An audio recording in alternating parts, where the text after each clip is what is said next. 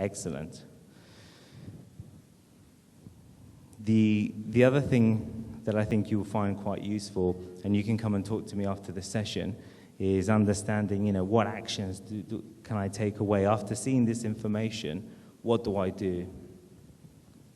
So let me tell you a little bit about how you build a strategy. This is probably the most important thing. This is kind of where you lay the law and you have to abide by it. So to start off with, just set your goals. Make them really, really, really simple. Chaz, earlier on from Do, it was one of his fundamental things. It's just setting goals and being able to achieve them. Make them realistic. Everybody wants a million fans, but are you really going to get it if, you only sell shoes, for example?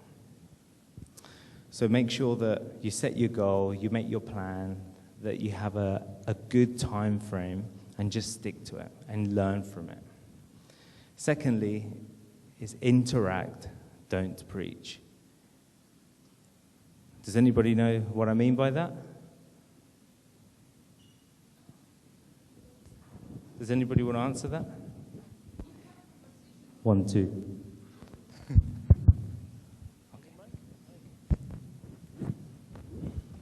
Means have a conversation with your audience rather than just having a one-way conversation. So it's back and forth rather than one way. That's right. And have you experienced anything like that? Have you done something like that yourself recently? I work in the British Council and we administrate a number of pages in the region. It's all about learning language, so learning English. And sometimes people would interact or comment even negatively about service or how certain thing was done. And the admins of the different pages do this. Yeah, so we do interact with them sometimes. Okay, thank you. And where do you work? British Council. Okay, excellent. Anybody else experienced any preaching, any bad interactions? Anyway, the main point of it is that you just have to treat it almost like a listening platform. Facebook is there to give you a wealth of insight. You just have to dedicate time to listen to it and make a plan from it. The other important thing for you to consider is not to censor.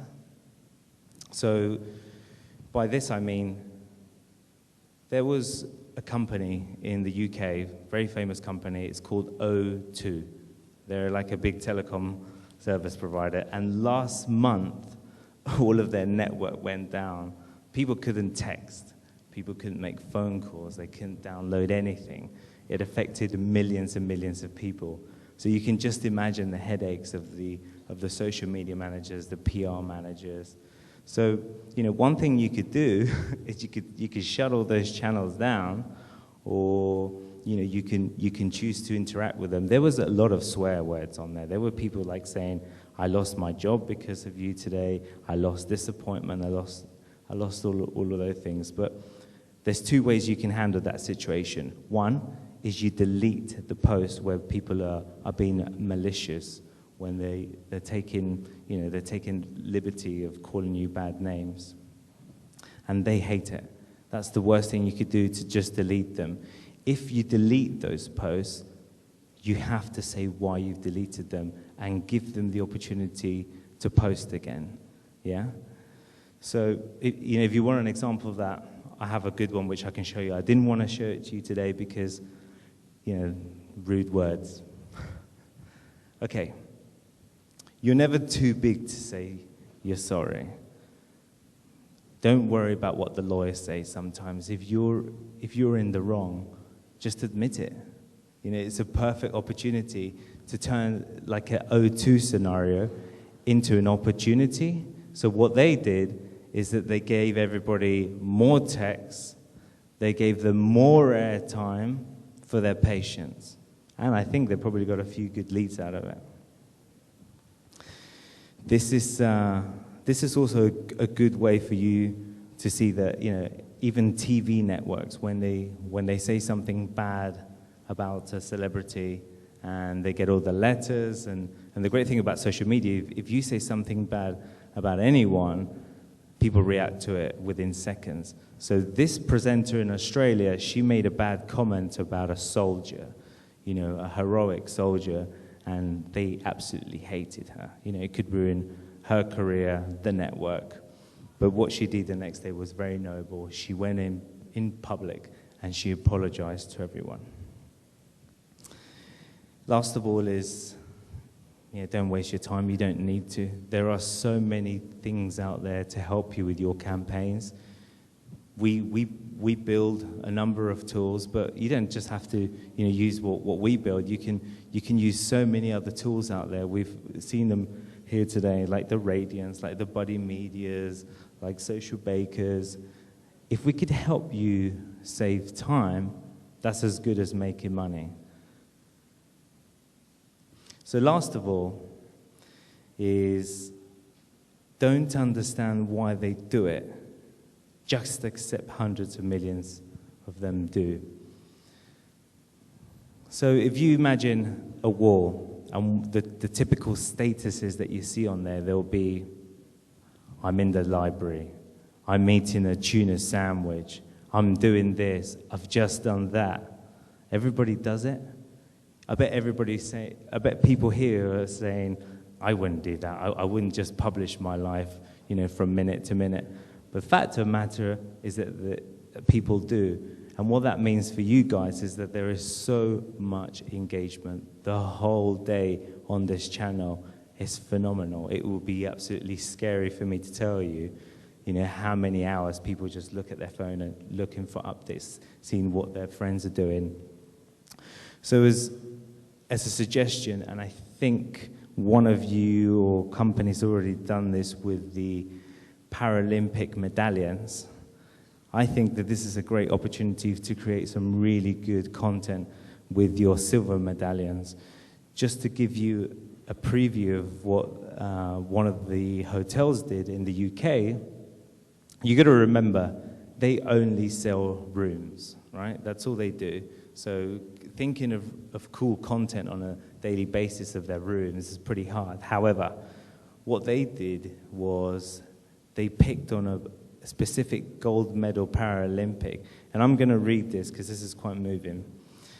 I'm living proof that with enough desire and determination, any obstacle can be overcome. Gold Paramillion and double amputee Richard Whitehead is an inspiration to us all. What would you like to achieve in the next 12 months? So they weren't just preaching. Can you see there that that's an opportunity? They were actually interacting and they wanted people to respond to them. And they got it. They got it all right. They got like 1,300 comment shares. And they even changed their splash image on their Facebook. So what I'm doing is I'm just pointing opportunities out for you. The Olympics is still quite a relatively hot theme. Your Paralympians arrived here yesterday, and I would really like to see some content about them because I bet people, are really proud of them and they want to congratulate them. And you guys can use that quite cleverly. Yeah. Okay, here we go. So, okay, so this is where all the refund checks come out. Number one, it's so easy. That picture has probably been used 100 times in presentations. Just with a blind eye, you can look at the ways that people can be quite fake. But these are the hard facts, okay? The majority of fake fans are women. And my theory is because they basically, you build a bot. A bot goes around the whole of Facebook asking to be friends with you. And most of the time, guys a little bit get weak in the knees. And if somebody asks of them to be friends, then they normally accept. So it's a tactic that's used. The other one is that these fans they claim to be bisexual. Yeah, so I'm going to move very fast on from this one, but you get what I mean. They don't mind. They'll try anything. They're trisexual.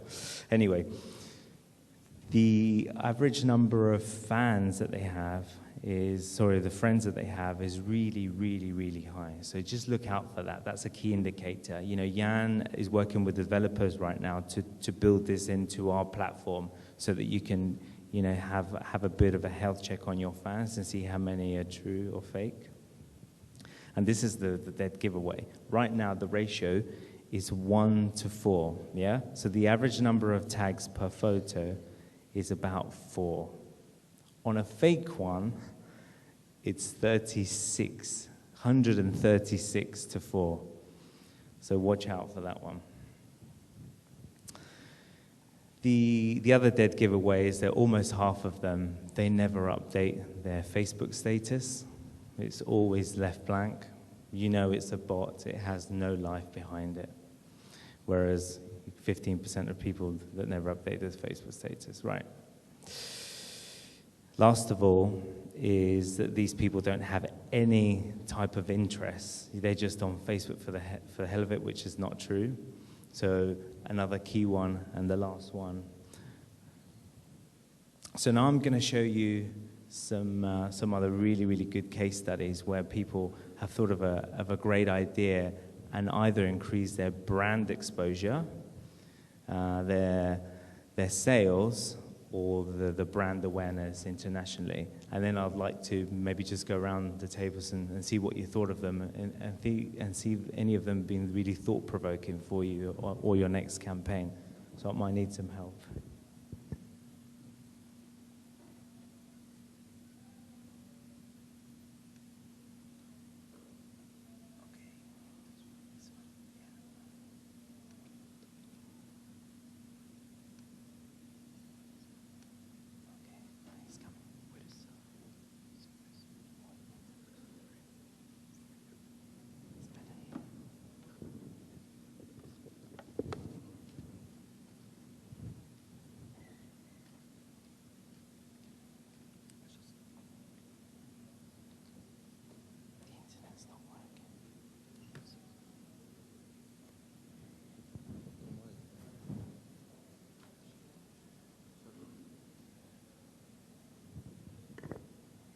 If that one doesn't work, we'll do another one.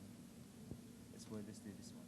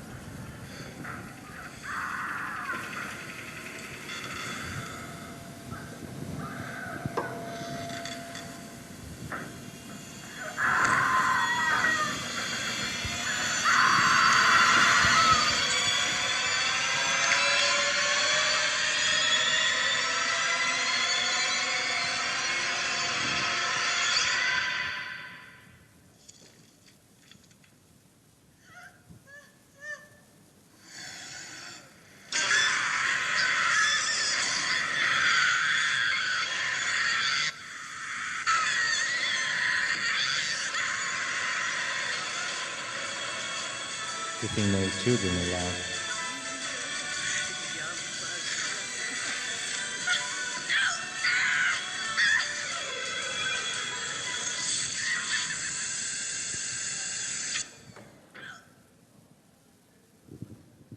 Sales quadrupled straight after that. Yeah, that was a really, really good campaign.